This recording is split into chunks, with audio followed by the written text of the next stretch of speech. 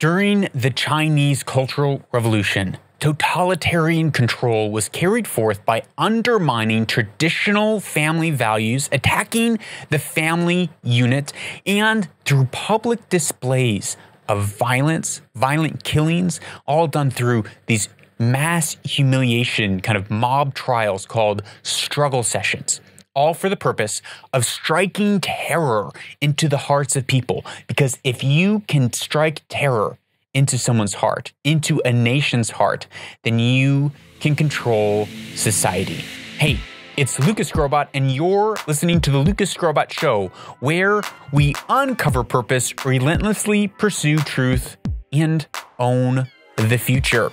We are continuing today our series on totalitarian cults, totalitarian states, totalitarian ideologies that are lurking around for people to destroy. Now, when we say the word totalitarian, normally people think of governments, massive communist movements, and it is, but they can also exist in smaller groups of people. Totalitarian ideologies can exist in groups of 2, 4 people. It can exist in small religious cults of 10 to 20 people. It can exist in social justice movements of hundreds and thousands of people. Or it can exist in communist China and Russia with hundreds of millions, if not a billion plus people. The size of the group doesn't matter, but it's the ideas, the ideology that's driving the movement that matters, that we need to watch out for. And why are we talking about this here on the show? Well, it's because here on the show, we know and we believe that our thoughts, the things that we think, the smallest little seeds of thought, will grow up into massive root systems and trees in our life. The things that we think affect our emotions, which affect our actions, and our actions over time become our behaviors and our habits and our destiny. We need to be aware of the things that we think and the ideologies in the earth so that we can protect ourselves against them. Because as we will see with communist China today, that this totalitarian ideology didn't take the nation in a day. It was a slow movement of strike after strike after strike, of people being lied to and deceived for decades until before they knew it, they were locked in bondage. They had been brainwashed. They had lost their family members. They had turned on their family members. Their entire nation was destroyed with losses of tens of millions of people over a few short decades. And this happened less than 100 years ago. These are not far off ideas. These are not far off history. We are not beyond this point in human history. We are not better than that. We have not learned our lessons. These ideas are prevalent today, and if we are not aware of them, we will not defend ourselves and our families, our communities, and our nations against these toxic ideologies that look really nice and really great on the outside, promising a utopia, promising a brave new world, promising a new man, a more moral way of living. But when you peel back the skin, you see the same game being played every time. And we started this series talking about the green grocer and how it's through people with independent thought, like you and I. It is through our independent thought that we are able to actually break the back of these totalitarian systems and this totalitarian control. Independent thought is the most dangerous thing to any totalitarian cult. In the next episode, we talked about the 6 traits of totalitarian cults or groups, and we went through what those 6 traits are. In the third episode, we talked about the French Revolution and how they sent 16,000 people to the guillotines largely without trial. how they did away with the calendar and tried to set up a new calendar. Why? Because totalitarian cults want complete and utter control of the history, of the narrative, to make everything in an isolated, closed loop system. And we're going to see that happen again with communist China. And today, that's what we're talking about. We're talking about communist China. Now, as I began to look and dig deep into the history of China and how communism came to be and the effects of communism in China, I was blown away at some of the horrible atrocities, which we'll cover, we'll hit on today in this episode. But I was also blown away by the depth. I mean, there is just so much history that needs to be covered in order to do a really exemplary job at what happened and why these ideas took root in China. So today, we're not going to be able to give a super detailed look at everything at year by year, moment by moment events, but we are for sure going to take a 30,000 foot view as we examine these ideas. And we're going to pull out a couple key ideas, right? Because we're talking about these totalitarian states and what they do and how we can defend against it today and where we can see it actually beginning to manifest itself today. And so some of the key ideas that we're going to talk about is first, the undermining of religious values, morals, and norms. Second, the attack on the family unit, attacking family. Why? Why do they attack families? Whether you're in a cult of 12 people or a totalitarian state of 1 billion people, why do they attack the family unit? Because the family unit is the first and last defense against totalitarian ideologies in the state. Why is that? Because if you have a strong family, you can have a place of safety, you can have a place of trust, you can have a place of provision, of knowing that you're going to be able to eat, that you're going to have people who are around you, who will vouch for you. But if you can destroy that fabric of the family unit, if you can break it down, then you can force people to be reliant on the government and be filled with terror, not knowing who we can trust. And we talked about this in the six traits of totalitarian groups. They destroy trust. They make sure that you are filled with terror where you don't know who to trust. So you trust your oppressor because they're gaslighting you the whole time. They attack family. And the way that they do this, which we're going to talk about, is through these things called struggle sessions. Struggle sessions were these mock trials, these show trials, where they would pull landowners, business owners, or rightists, anti-revolutionaries, people who resisted the communist movement and party and ideologies, whether they did or not, or whether they're in the party and they just didn't fully follow all the party lines. They'd pull them up in front of these mock trials where a mob of people would surround them and berate them and accuse them of just bizarre crimes. And if they did not confess to their crimes, they would be murdered, publicly beaten, killed, sometimes cannibalized.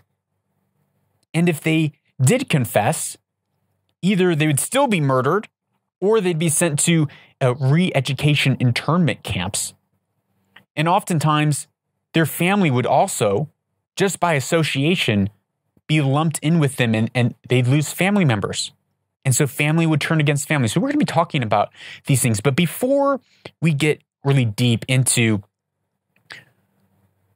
their tactics, their methodology in achieving their goals, I thought it would be best to give a very cursory overlook at the history that got China to that place and how the Communist Party gained control in China. Because as we'll see, they started with a very, very small number of people amongst a nation of 600 million people back in the 1920s.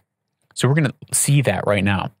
So we're going to start back in 1840. Now, in 1840, China was largely still under the feudal system. They still were not entering into the modern era. And there were some events that happened between 1840 and 1921 when the Communist Party was first established in China. One of those events was a French invasion, which really damaged the country, which kind of woke China up to say, we are living in what's beginning to be a globalist world, and we need to enter the modern era. There was the Sino-Japanese War in the, I believe, 1870s, which really devastated China. And they saw that with all this new weaponry and machinery that they needed to address this issue. Otherwise, they would lose China. And then after World War I, even though China was victorious in World War I, they weren't really recognized by the global leadership at that time.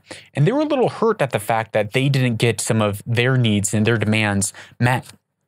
So what happened was, in 1920, they began to look for alliances, or began to look for allies.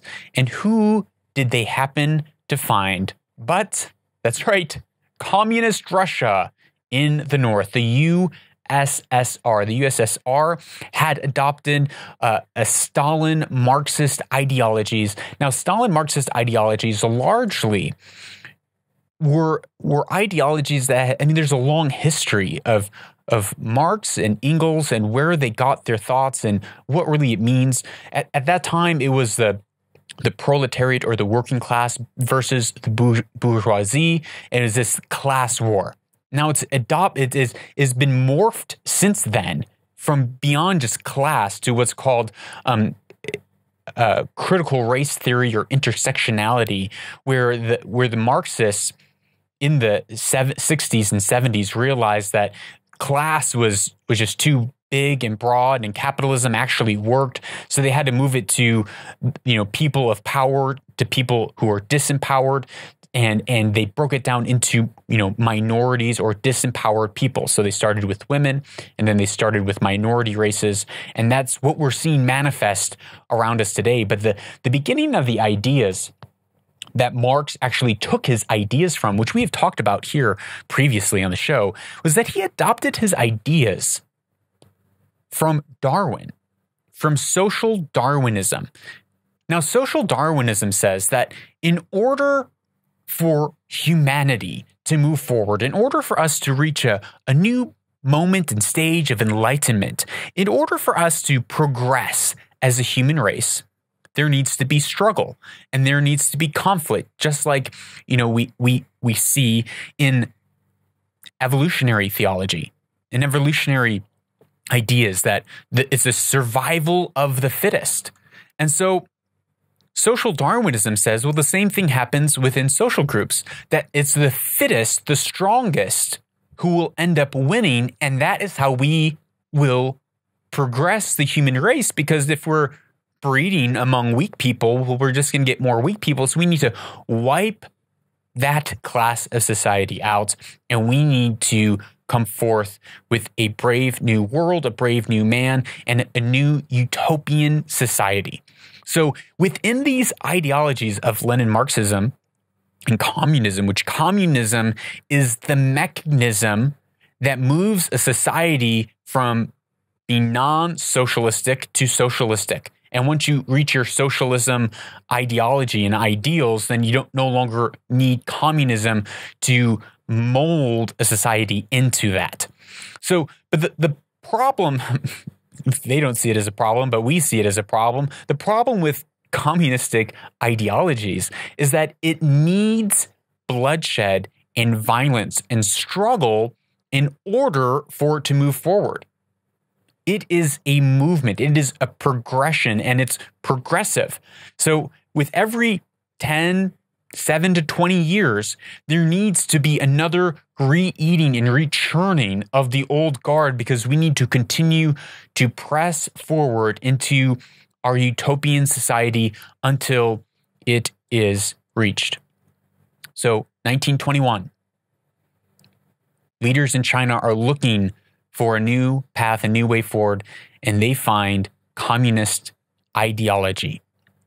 But the problem is, in 1922, the CCP, the Chinese Communist Party, was very small. In a nation of 600 million people, there was only 195 members in 1922 of the Chinese Communist Party.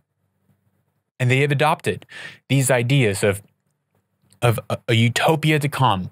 But in order to achieve that utopia, there needs to be a couple things that happens. One, we need to destroy history, tradition, and we need to do away with private land ownership. We need to do away with capitalism. We need to do away with landlords, and we need a violent revolution to remake all of society bottom to top.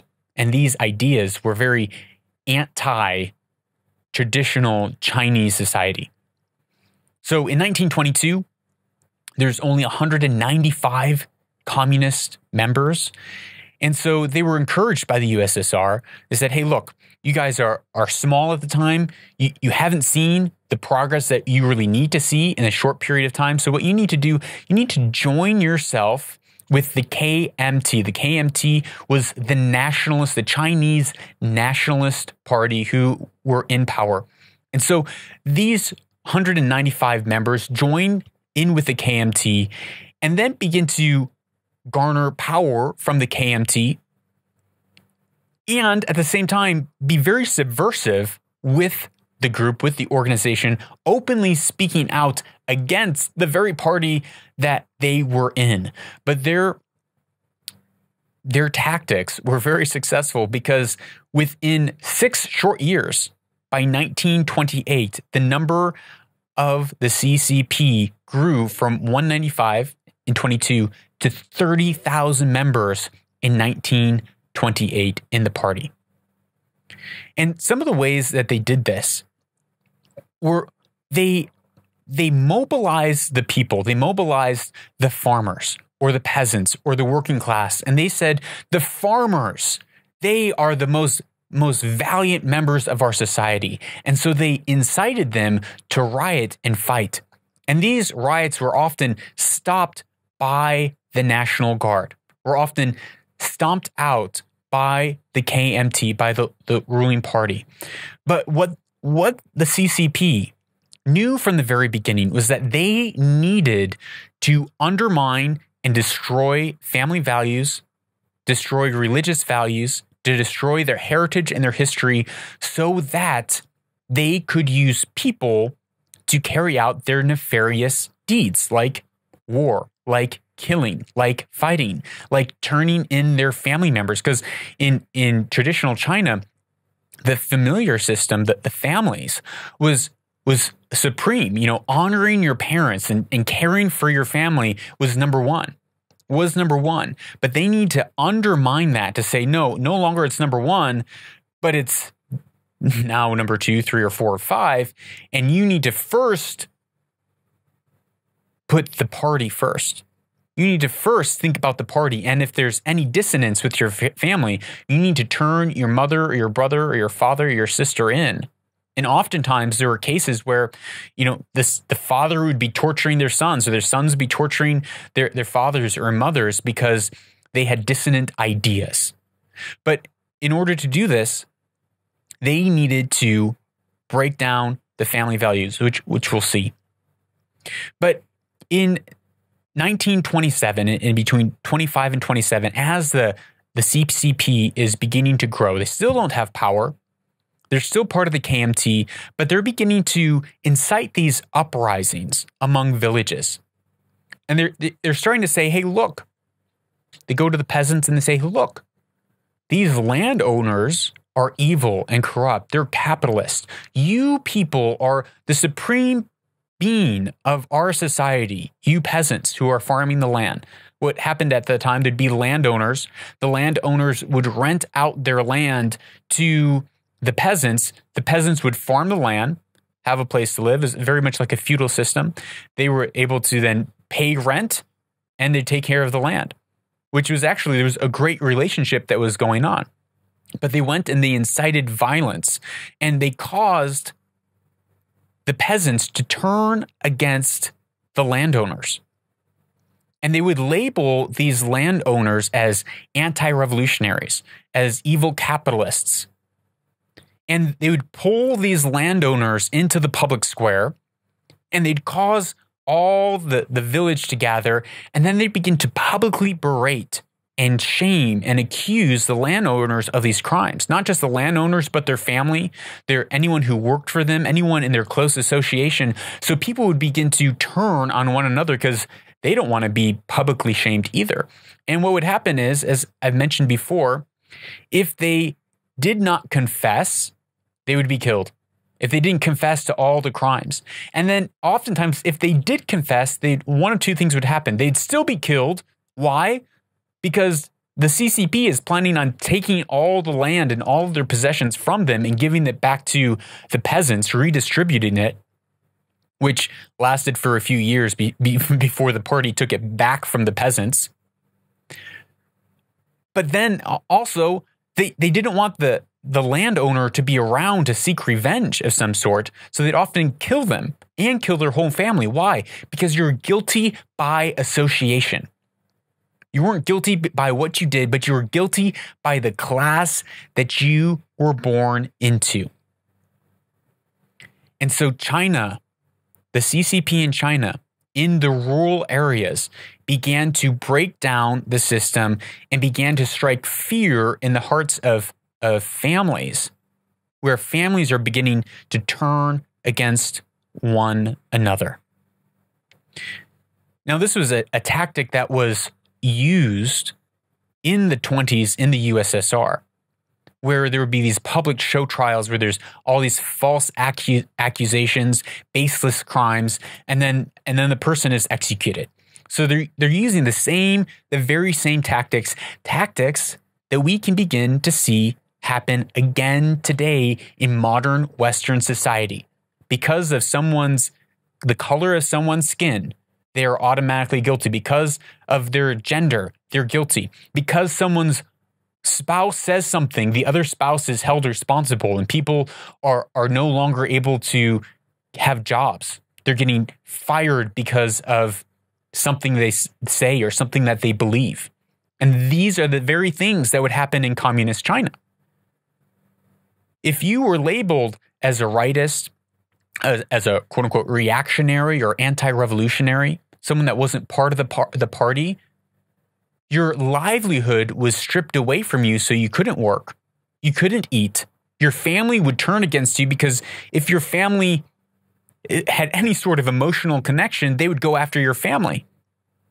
So oftentimes, they'd murder one of the spouses, and then they'd go and interrogate the fathers and the children. There's a story where the mother was labeled an anti-revolutionary, and she was killed. And so they brought the daughters and the fathers in to be interrogated and said, "Your mother was killed. What do you think?"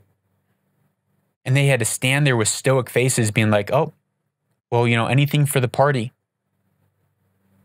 "Did you have any strong relationships with your mother? Did you love her?" "No." And then as the father is taking his little girls home, they're crying, and he has to silence his girls. He's like, "You have to be quiet. The neighbors cannot hear you crying, because if you have emotions over your mother, that means you are an anti-revolutionary like her, and they're going to come for you." This is what happened just a few decades ago. And we're seeing the rise of this again in cancel culture all across the world. It's not just in one nation. It is a global phenomenon that is beginning to happen that we need to be aware of. So now, at this time, the CCP begins to incite these riots. They begin using the disempowered to wage war against landowners and the wealthy. Oftentimes, they would hold wealthy people hostage until they gave over all of their wealth, hold them hostage, beat them, torture their family until they gave over all their wealth. There are estimates in this period of time in the late 20s that over 100,000 landowners and landlords were killed, and oftentimes their families were killed too, because they needed the farmers to have, they needed to take away the land from these landowners, because again, land is something that provides a living. Land is something that provides stability and sustenance. So if they can take the land away from the landowners, if they can steal the land away and give it to the peasants, well, now, which what happened a few years later, they then took the land away from the peasants and created these co-ops, making these peasants slaves to the state, because there's no such thing as public land. There's privately owned land or government owned land. There's no such thing as publicly owned land. But that's the premise that they were giving. But they used these farmers to take down, through mob rule, landowners and capitalists. But in this time, the CCP, even when in 1929, when they had about 30,000 members in their party, they didn't have enough power to take on the Nationalist Party. Their army was very small, and they just weren't able to take them on. And so until the Second Sino-Japanese War happened in 1937, the CCP was still just doing these kind of small subversive uprisings all over the country. Riots, protests. These public struggle sessions where they would essentially railroad these landowners with false accusations. But they still weren't able to seize the power like they wanted to.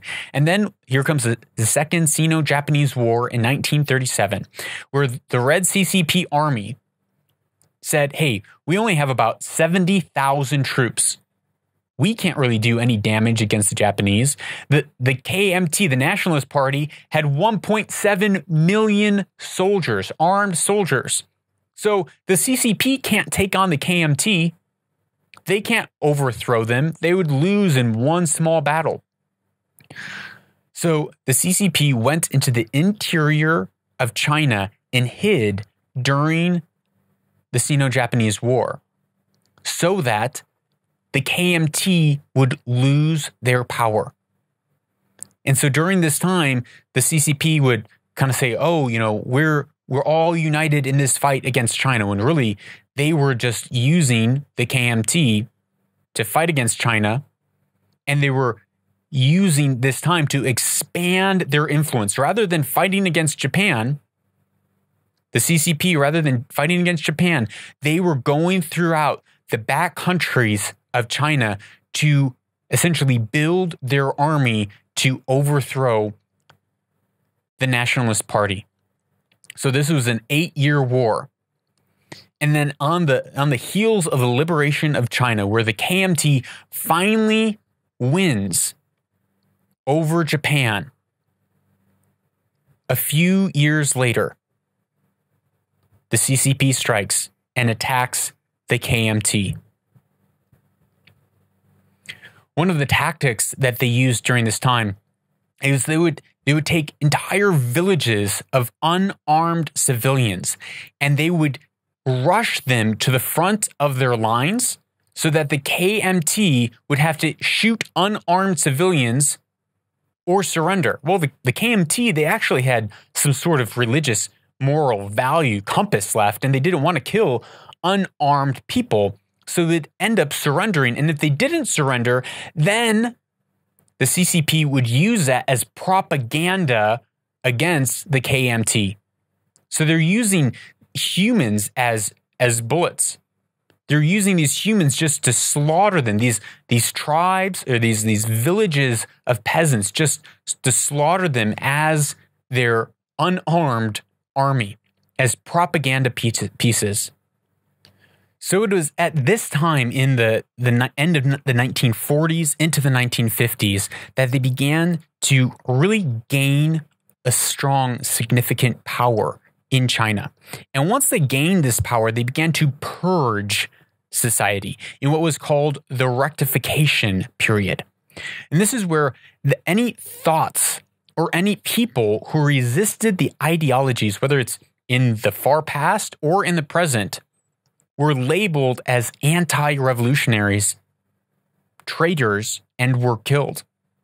And if they weren't killed, they were then put through these struggle sessions where they're accused and humiliated. They would hang these blackboards over their neck and they'd bend over 90 degrees with their hands behind their back as mobs of people shouted and yelled at them and beat them publicly, shamed them publicly until they confessed to their crimes. And it wouldn't matter if they did anything. It's just if they were a part of the KMT party, you were guilty. If you were a landlord, you were guilty. If you were a business owner, you were guilty.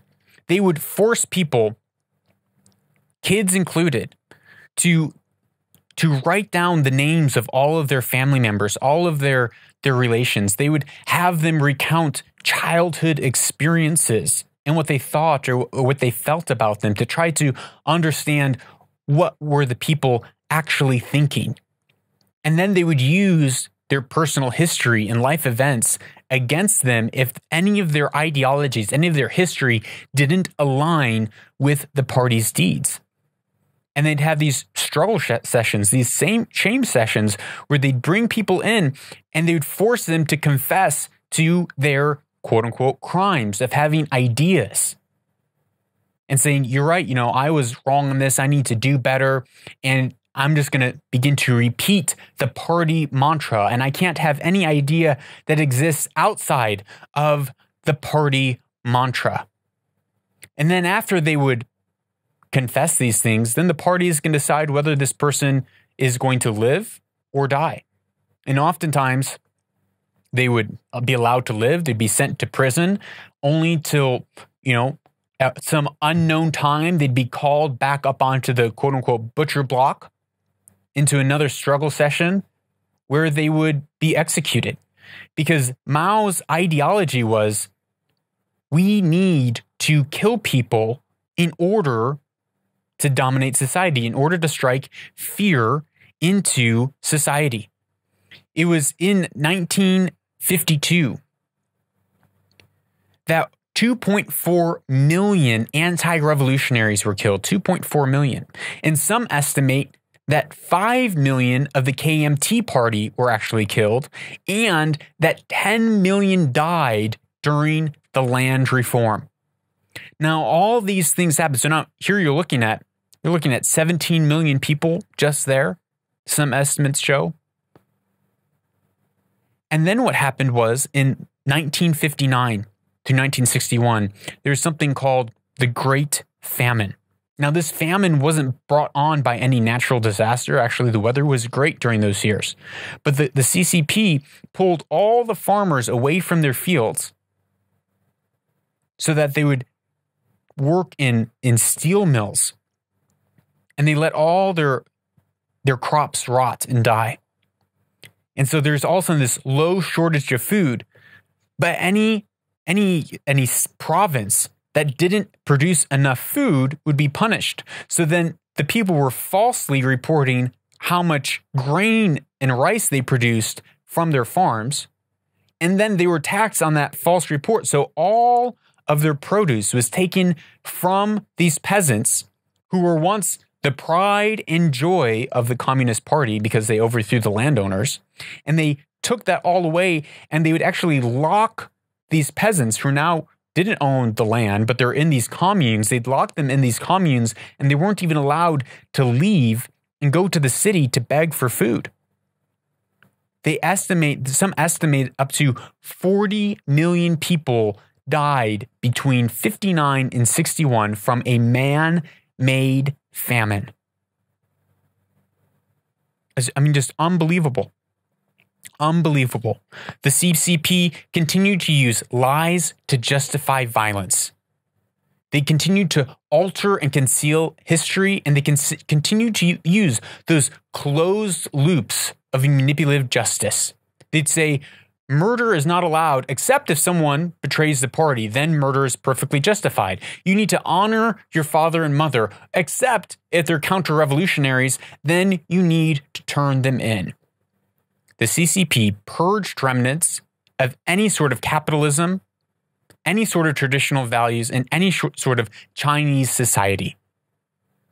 And this is not just myth. This is clearly outlined in the Chinese communist documents, where they outline the abolition of the family unit, stripping away any sort of religious semblance of Taoism or Buddhism. So what they began to do was they began to destroy temples. They began to destroy monuments. They began to destroy all of their sacred and holy texts. They kicked monks out and made monks to either rejoin secular life, or they sent them to the front lines to fight as soldiers, which is, very much so against Buddhist morality and against Taoism morality of killing and taking life. Guys and girls, when you see a movement of tearing down statues, tearing down monuments, destroying history, attacking religious institutions, you can probably be sure that there are totalitarian ideologies that are starting small, but will lead to mass control of the people. Mass control. What the CCP began to do, they realized they couldn't just destroy Buddhism all at once, but they realized they needed to actually infiltrate Buddhism themselves. So they would place CCP members whose ideology is very anti-Buddhism into Buddhist monks and rose them up to the highest positions.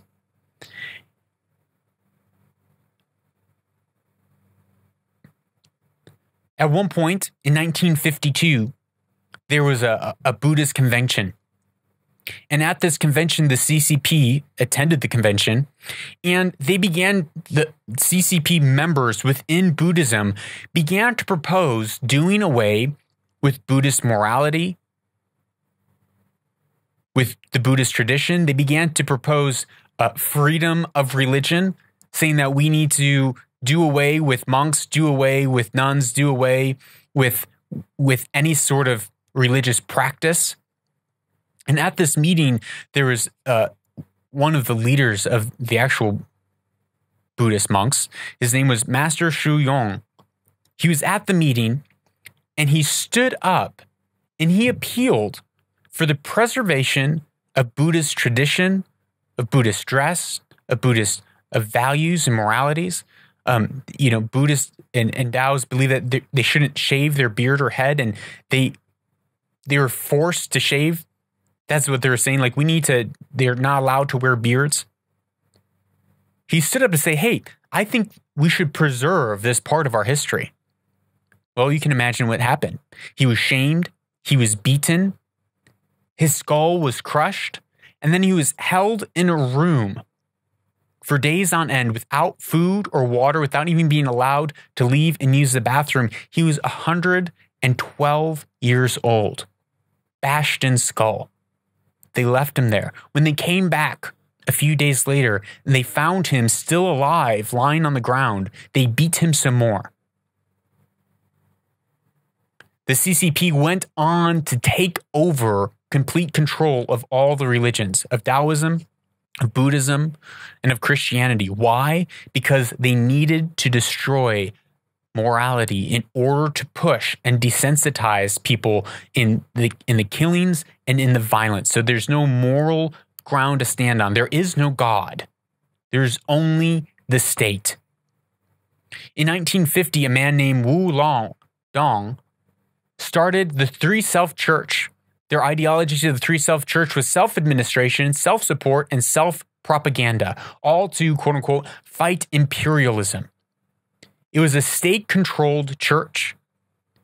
Now, notice the same group who said, well, maybe we should have freedom of religion, when Wu Lao's friend decided not to join this three-self church, he was thrown in jail for 20 years. This purported church that, follows Jesus denies his miracles, denies heaven. And so it's not even religion. It's not even Christianity. The same with Buddhism. They just stripped out all the morality. Why? Because they needed to control the people. In 1951, they forced nuns to marry, and they forced monks to fight on the front lines. They forced the Uyghur people to eat pork. They openly mocked religion so that people would not turn to it to find strength, to find protection, to find morality, to find a strong semblance of a family unit.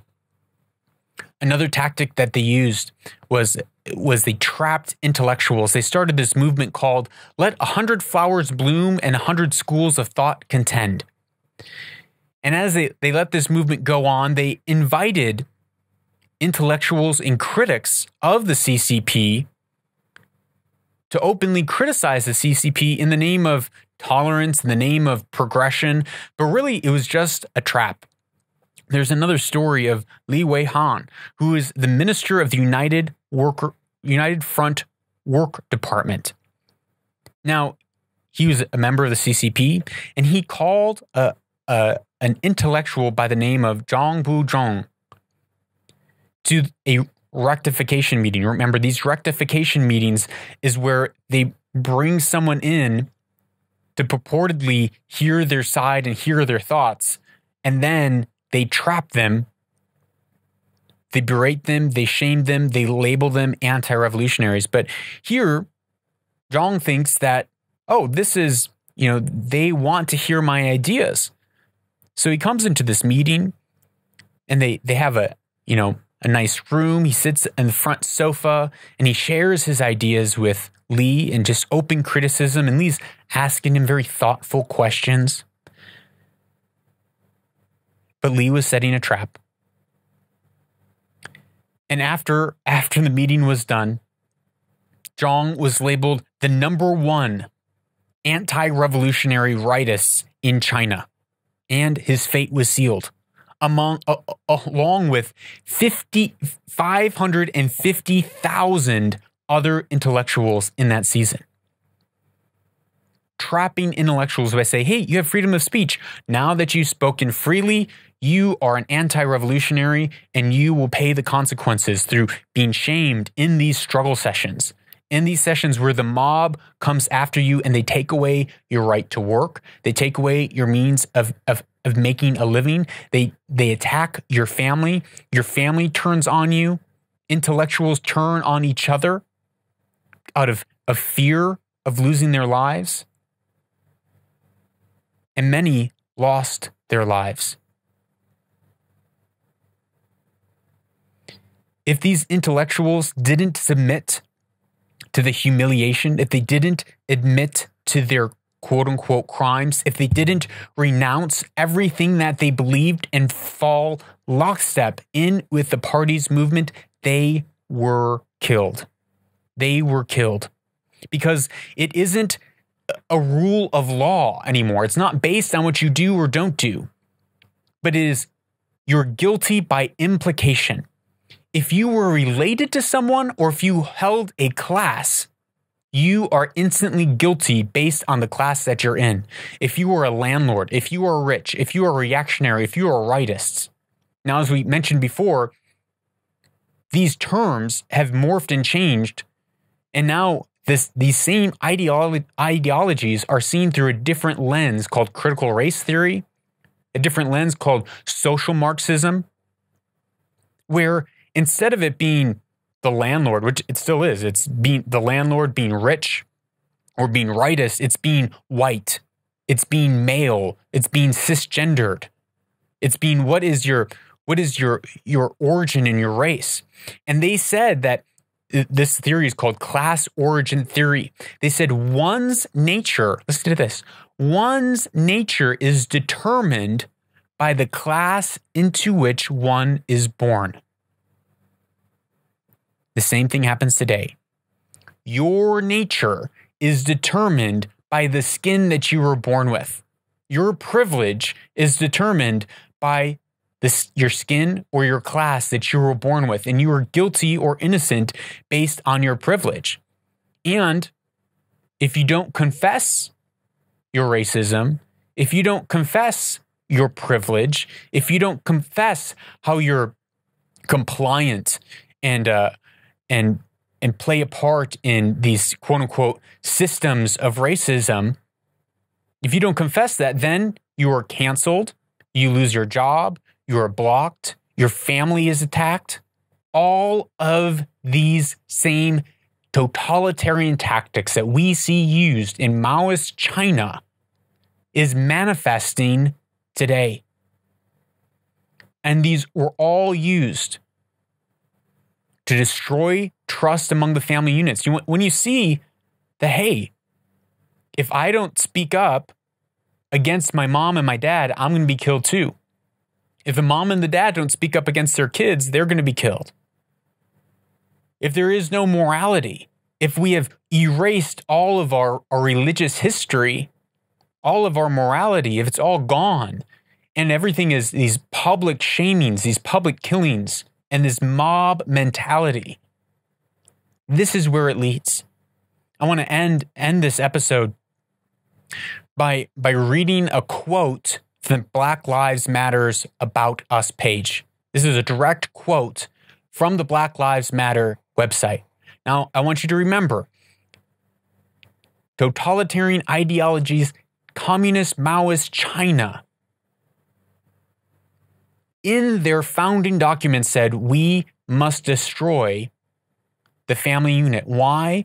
Because the family unit is the last defense and a place of safety against totalitarian ideologies and rule.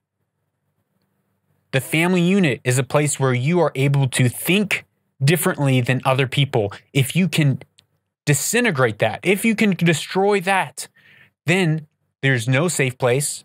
There's no such thing as trust. There's no safe haven that you can turn for financial security. If you destroy land, there's no safe place that you can turn if you destroy land ownership. These were the foundational ideologies of Maoist, Marxist China. And here's the Black Lives Matter's website, and I quote, "We disrupt the Western prescribed nuclear family structure requirement by supporting each other as, quote unquote, extended families, comrade, extended families, and villages that collectively care for one another, especially our children, to the degree that mothers, parents, and children are comfortable." Notice, Black Lives Matter wants to disrupt the family unit, the nuclear family unit, one mom, one dad, and we are in charge over our kids. No, they say we want to raise your children. We want to be raised as a village. These are the same ideas, the same ideology that was used in China, that's used in North Korea. The children are the prime members of our society. They are the gods of the earth. We must take care of them, the most honored members of society. Now you might say, well, what's so wrong about having people being raised in a village? What's so wrong about destroying the normative Western model of family? Well, if you see in the story of communist China, through them being able to break up loyalty to the family, and instead of having loyalty to your family, to the safety of your home, your loyalty is now to the ideology. Your loyalty is now to the party. Your loyalty is not to your own family, your own thoughts, your own parents. It is you are rewarded by turning your parents in. You become an honorable member of society by turning your parents in. And if you can break up that trust, where now an individual doesn't know who they can trust, who is the enemy. And we talked about this, how they do that in cults. In cults, they purposely make sure that you block your family. You excommunicate your family if they don't come along with the cult party line, with the cult ideology. You block them out. And then the cult says your family's not safe. We're a safe place. But then that same cult creates violence against you and fear and intimidation against you, which causes you to want to run, but you don't have any safe place to run. So you run back to the party because you've already excommunicated your family. But if you can break down those family ties where everyone's a village, if everyone's your comrade, well, then no one's your comrade. If everyone's your friend, then no one's your friend. If everyone is your lover, well, then no one's your lover. Because you could be betrayed at any point, and that sows fear and distrust. In North Korea today, they have these reporting systems where every group of 7 have someone watching them and everyone's watching each other in this whole chain of reporting systems because they've broken down the family unit. This is a dangerous tactic in ideology that is all framed in this, well, because we love children, because we love this minority or that minority, we're going to champion them. Just like the Communist Party championed the workers, just like the Communist Party championed the peasants, only for their own nefarious gain. And once they were done using that political identity group, in the case of Communist China, that Communist China, that class, once they were done using that class, they pushed that class away and moved on to the next class that could help them achieve their ideals. And we're seeing this today, and we're going to see this continue unless, by the grace of God, it implodes or it stops, or we stand up and speak truth. In closing, when we look at Maoist communist China, we can see the same tactics being used. Destroying monuments, destroying history, attacking religious moral value, undermining the family unit, destroying capitalism, labeling capitalism as a cancer and wicked and evil, and anyone that is born into a certain race is automatically complicit in these evil acts. And unless you admit your guilt, you are part of the system. Unless you admit and go along with the mob, lockstep, you are a part of this evil, tyrannical system, and everyone that you are related to is also a part of it. And if you have someone that you're related to that doesn't fall lockstep with the party line, you need to cut them out of your life, just as they would in a cult. Just as they would in a cult. And like I said, it doesn't matter the size. But this is what happens in small cults, and this is what happened in communist China, and this is what's happening today among political movements.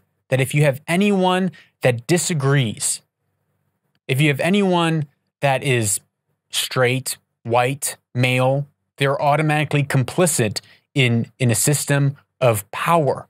And they are guilty not based on their actions, but they are guilty based on the very fact that, according to class origin theory, that one's nature is determined by the class or gender or color of their skin into which one is born.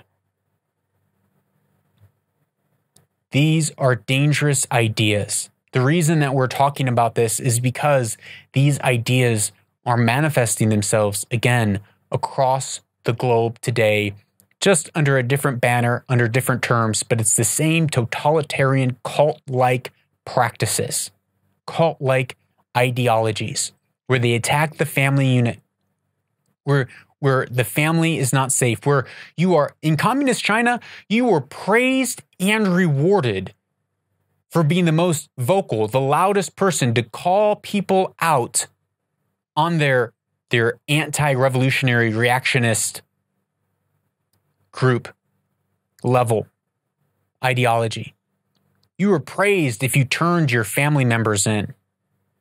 And the same thing is happening today. You are praised if you're calling people out, if you're labeling people as racist. You are praised if you are a social justice warrior and you're a quote-unquote ally. You're praised. But there is another agenda going on. And it is not just as in communist China. It wasn't the way they came to power, as we talked about. When they needed the workers, they praised the workers, said the working class is the most, prestige class in all of China. When it was the farmer peasants, they'd say the peasants are the most, noteworthy class in China. We need you. And then after they used them to get their power, they pushed them to the side and essentially made them slaves to the system. The same thing happened with the working class. The same thing happened time and time and time and time again. And the same thing is happening today. And we need to protect ourselves. We need to stand up and have independent thought. We need to not bow to the mob of these struggle sessions. We need to not give up our morality. We need to fight for the sanctity of our family. We need to fight and protect our family units. Because if we do not defend the foundation and the history of our beliefs, of our families, of our religious moral ideologies, if we do not defend those, history will be forgotten and we will find ourselves in a very, very similar place to Maoist China in the future. We must defend ourselves against these ideologies today. That's all for this episode. I would love to hear any of your thoughts or questions from this episode or any of the other episodes. You can WhatsApp me at +1 202 922 0220. I would love to hear your questions. Also, my book, Anchored: The Discipline to Stop Drifting. It is not about this topic of totalitarian ideologies, but it is a book that I wrote when I felt stuck, where I felt like all of my metrics were broken and off, and I was trying to find how to take steps forward in the world, because I had built an algorithm for myself thinking that if I am busy, that I am productive, that I am fruitful. And it turns out that that's not true. And I learned how to focus my life along things that actually matter. So if you're feeling stuck, this is a great book for you. Anchored: The Discipline to Stop Drifting. The link is in the show notes. Finally, remember, you are a change maker and you are a truth liver. You are someone that lives in the truth and walks it out. You are a person that is not afraid to think for yourself, to ask questions, and to live with a moral compass. Go out and own the future.